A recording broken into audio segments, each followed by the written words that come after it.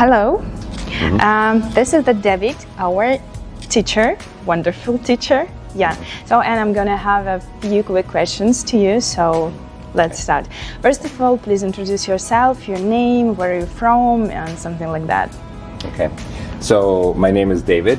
I'm originally from Canada, but I've been living in Asia for most of my life now, maybe 30 years, different countries in Asia.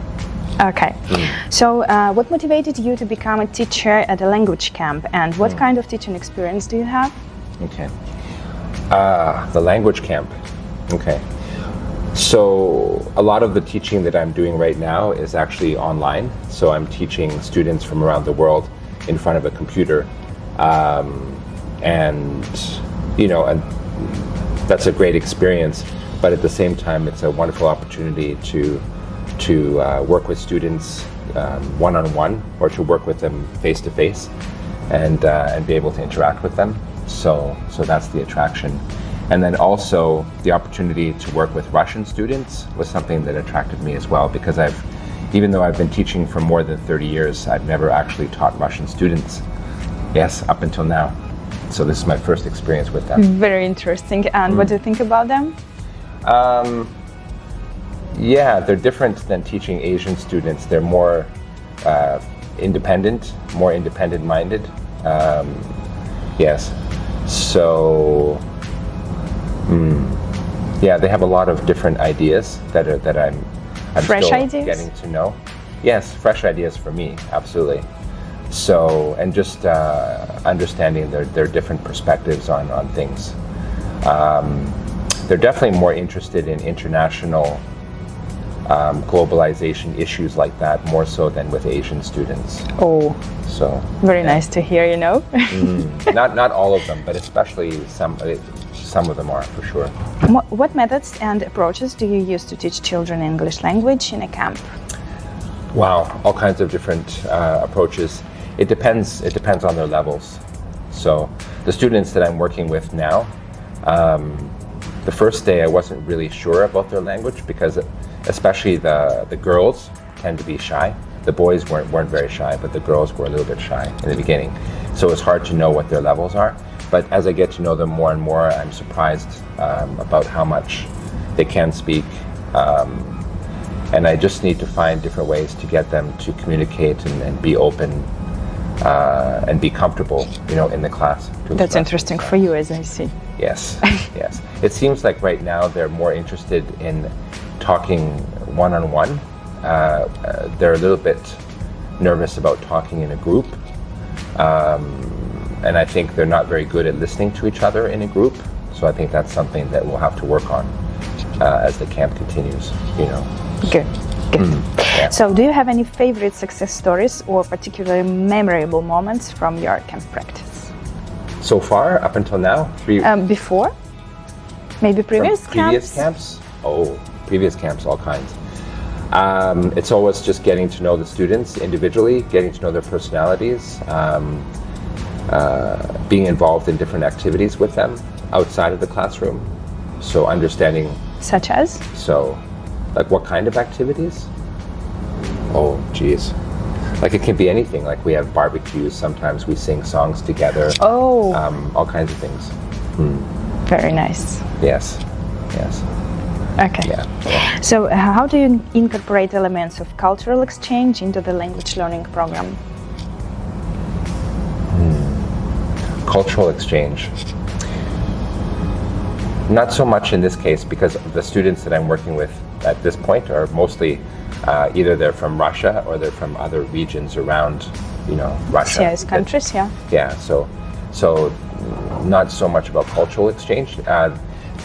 Maybe the only exchange is actually between me and the students, me getting to know their culture, getting to know the Russian culture more. So, but maybe Canadian culture, Malaysian culture, or any Asian culture. No, you don't use? No, not so much. No, I don't think so. Canadian culture. I mean, if they're interested in it, if they want to ask me about something about Canadian culture, then yes. But I'm not here to teach them Canadian culture specifically. No. Okay. Yeah. Okay. Good.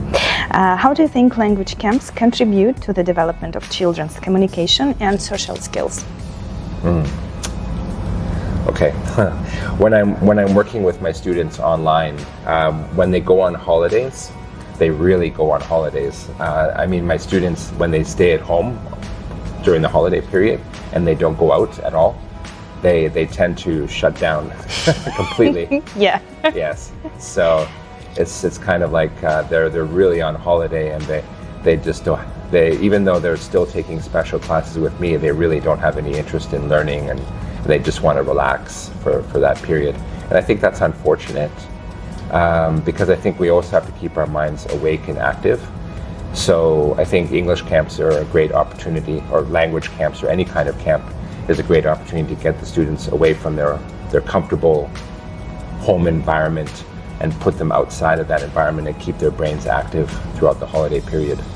So they can learn about the different countries that they're traveling to, and meet some new people, and get some fresh ideas and perspectives. Good.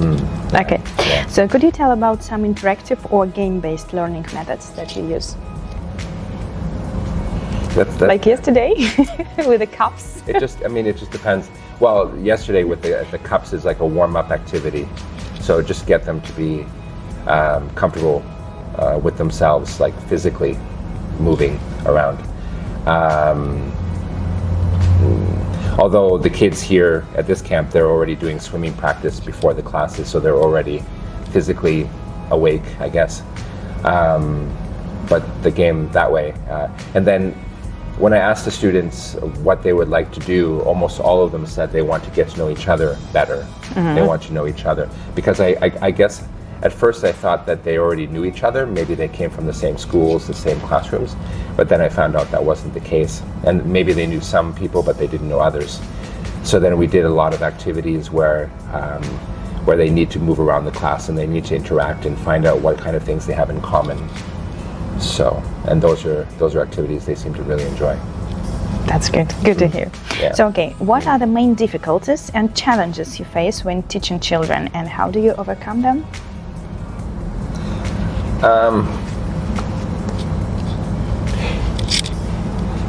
Teaching, well, right now I'm working specifically with teenagers. I think every age group has different challenges. So the teenagers,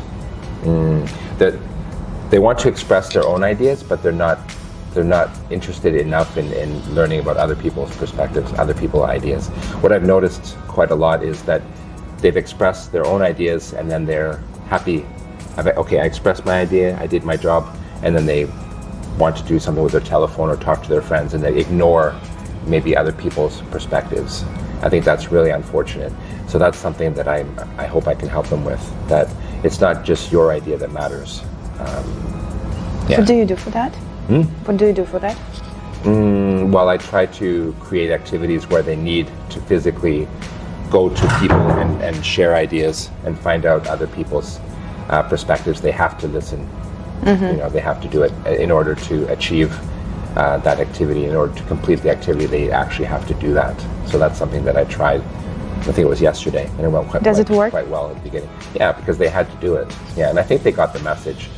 I think it's better to get them to actually do it in practice rather than tell them at the beginning of the class, okay, guys, look, I found that you're not listening to each other at all. So this is going to be a rule in the class. I need you to listen to each other. So rather than telling them that, get them to actually put it into practice. What advice would you give parents to help them keep their children interested and motivated to learn language?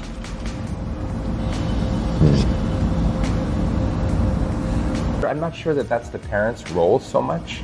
Like, because I'm a parent myself, I have two children, and I don't really see myself as having a role to play in that. I mean, for me, obviously, because I speak English, I only speak English with my kids. My children are bilingual, they speak 2 languages.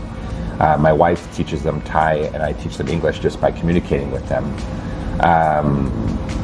But the question you're asking me is different, because it would be Russian parents with Russian kids, right? Not only Russian, no. Our camps are international. So, for example, for Chinese parents, for Korean parents, the same problem. Oh, I think I have some ideas then. I don't know if if the parents are already, if they speak languages well, then they should share that experience with their kids as well, that knowledge, obviously. But even if the parents aren't, confident or proficient with language, they know that the world is becoming more globalized, connected, so the parents know that. So then it's the parents' responsibility, I think, to them, not just for their children, but for themselves, to expose them to different countries, and hopefully they have the chance to go on trips themselves as a family, and they can learn more about different cultures and things like that way. But I think it's the educators, the teachers, that are going to play a more active role in actually teaching them the languages, maybe more so than the parents. And if the teachers aren't doing the job, then the parents have to find teachers that can do that job. So, and that's part of the reason that I'm busy myself. That it I'm makes busy. sense. So. Okay, then now the last question. Okay. What methods of self-development and learning do you consider important for teachers in children's language camp? You mean for the teachers to develop? For the teachers. Well, they need to be open-minded. They need to be flexible, because things are always changing, because there's so many different variables with an English camp. So I think that's the most important thing. I mean, this is my first language camp with this company, with Embassy. So, I have to really be flexible and open, because the other people around me have more experience than I do, and I just have to learn from them. And I'm trying my best, but obviously the most important are my students. What do my students think? So we will ask them at the end of the camp. So yeah, I know. I'm a bit concerned about that.